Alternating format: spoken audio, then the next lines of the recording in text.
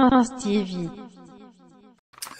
Bonjour chers abonnés, alors on commence ce journal aujourd'hui avec Fally Ipupa, Dicap la merveille, el maravilloso, el maravilla, el error, el pitici, el pipe de oro, el campeón de mono, el matador, el cantador, 3 fois Hustler, King Hustler, Mr. Tokos, qui a annoncé il y a peu de temps lors d'une petite interview que désormais il va imposer un contrôle total à la musique mondiale en général, à la musique africaine, congolaise, car désormais il fera 2 albums en même temps. Un album 100% Tokos, orienté world music avec des featuring avec de grosses stars de l'extérieur, et il fera de la musique congolaise en 2e album sur la même année, du Mabanga, du Ndombolo, enfin vous voyez, vous comprenez, de la rumba. Donc désormais c'est comme ça Fally travaille. D'après lui, il voulait faire ce genre d'album là depuis Power Kosa Leka, mais bon, il était un peu pressé à l'époque, la maison de Dix mettait la pression, et puis bon, comme c'est Fally, il y a trop de tournées dans son corps, voilà. Donc désormais, il sort bientôt Tokos Act 2 de la World Music. Vous voyez comment il travaille chaque jour sur Instagram. Il est prêt. Et il y en a dans sa gorge. Donc dans peu de temps, on attend de voir la version Tokos Act 2. Et voilà, après l'album Rumba, l'album Dombolo, l'album 100% Congo qui va suivre. De quoi monter en grade dans la musique mondiale en général. Consolider son poste de numéro 1 d'artiste francophone de toute l'Afrique. D'ici là, on suit l'artiste parce que voilà, il y a beaucoup de fans de Rumba quand même, de Dombolo, de Fally Ipupa en général. On continue. Prince TV. On poursuit maintenant avec une très mauvaise nouvelle pour MHD et ses fans. MHD qui est présentement en prison, comme vous le savez tous. Voilà, et ses fans de la France, enfin un peu partout, avaient pris l'habitude de spéculer sur une éventuelle date de libération de l'artiste. Comme quoi, s'il y a un concert qui n'est pas annulé et que les jours approchent et que le concert n'est toujours pas annulé, c'est qu'il sera bientôt libéré, parce qu'au début de l'affaire, ils ont annulé tous ces concerts d'un coup sur une longue période. Et cette fois-ci, il y avait un concert prévu pour le 29 mars qui n'était pas encore annulé. Les gens se disaient, ouais, MHD va sortir parce que le concert n'est pas encore annulé, les billets sont toujours en vente. Mais il se trouve que le concert vient d'être annulé parce que voilà, la justice estime que c'est pas encore trop clair cette affaire-là. Il peut pas sortir maintenant. Et plus loin, au-delà même de mars, il y a un festival auquel MHD devait participer.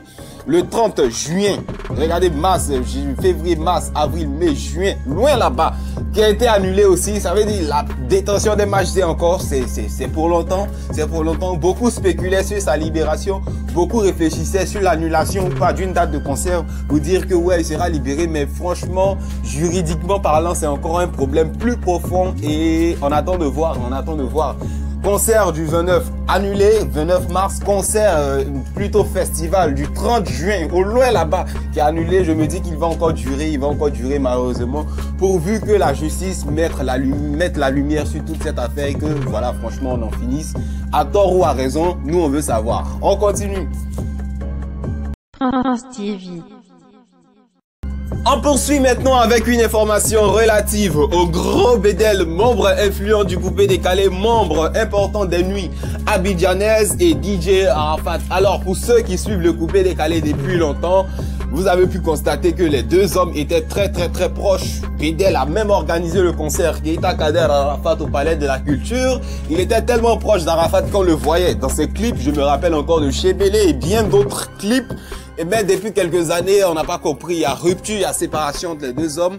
Et on sait, il n'y a pas eu de clash, il n'y a pas peut-être dans le silence, mais à nos yeux sur les réseaux sociaux, comme on le voit d'habitude, il n'y a pas eu de clash. Et Bédel était il y a quelques temps dans une radio de la place et l'animateur, franchement, était à côté d'Arafat. Qu'est-ce qui s'est passé?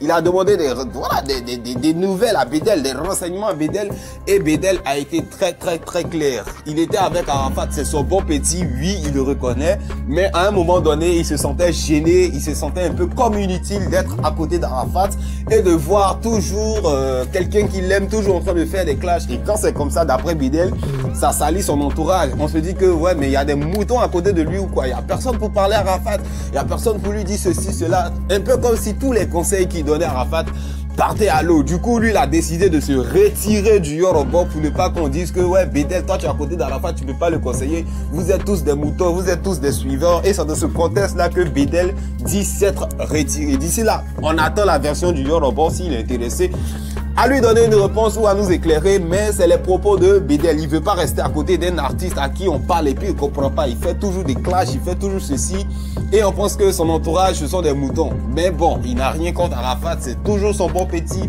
ça reste son bon petit. S'il a besoin de lui, il saura comment lui répondre, il saura comment l'aider. Et puis bon, trop de choses, tout ça c'est le coupé décalé. On continue. France TV.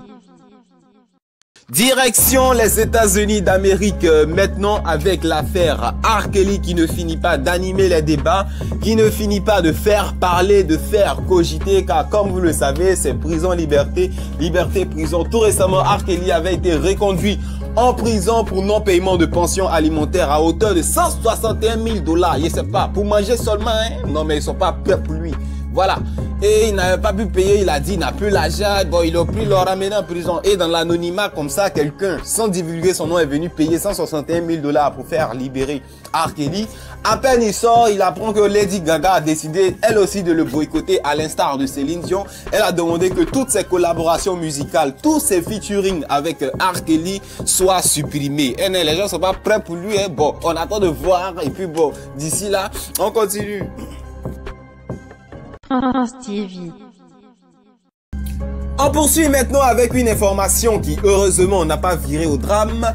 Une information relative à Mola Oumar, boss du coupé décalé, et à DJ Arafat, numéro 1 des chanteurs du coupé décalé. Alors rappelez-vous, lors de la petite crise post-Primude entre les deux hommes, beaucoup se levaient dans un manque de respect total pour venir insulter le moulard, le dénigrer. Enfin, chacun prenait parti.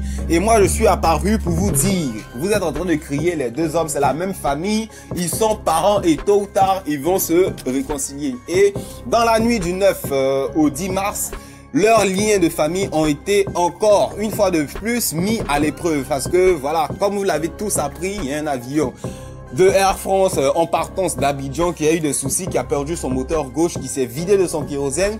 Heureusement, le pilote n'a pas trembloté, il ne s'est pas affolé, il a ramené l'avion à Abidjan avec tous les passagers sains et saufs. Il se trouve que dans l'avion, il y avait l'ex-épouse de Mola Oumar, qui est la cousine directe de DJ Arafat, sa belle-sœur, bon j'ai envie de dire son ex-belle-sœur, et les deux enfants de Mola qui sont automatiquement les neveux de DJ Arafat. Et voilà, heureusement, le coupé décalé ne s'est pas endeuillé. Voilà, tout le monde est sain et sauf. Il y a eu plus de peur que de mal. Et voilà, pour ceux qui ne comprenaient pas à l'époque pourquoi je disais que Mola et Arafat c'est la même famille, bah voilà. Mola a marié la cousine directe d'Arafat, même si aujourd'hui ils sont plus ensemble. Ils ont eu deux enfants qui sont directement les neveux d'Arafat et heureusement il n'y a pas eu de crash. L'avion est revenu sain et sauf parce que rappelez-vous, quelques heures après on a appris que voilà, en Éthiopie un avion de Ethiopian Airlines avait fait un crash. Ça aurait pu faire bis repetita, mais heureusement du côté de la Côte d'Ivoire il n'y a pas eu ça. Franchement, heureusement, j'ai envie de dire, il n'y a pas eu de deuil dans le coupé décalé. Et on continue. France TV.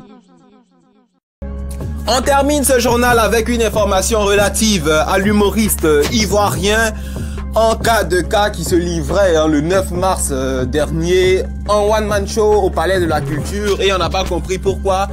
Voilà, ses collègues humoristes ne sont pas venus le soutenir parce que, soyons clairs, les humoristes, ils ont un esprit de Zoubou, tout le monde ensemble, c'est la famille.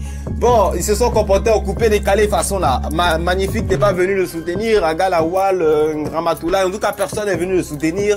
Au final, il n'a pas pu remplir la salle, il est resté aux 3/4 voilà, du Palais de la Culture. Bon, même s'il a fait son show, les gars, faut qu'on nous explique qu'est-ce qui n'a pas marché, vous n'avez pas soutenu le gars ou bien c'est comment, hein? Trop de choses.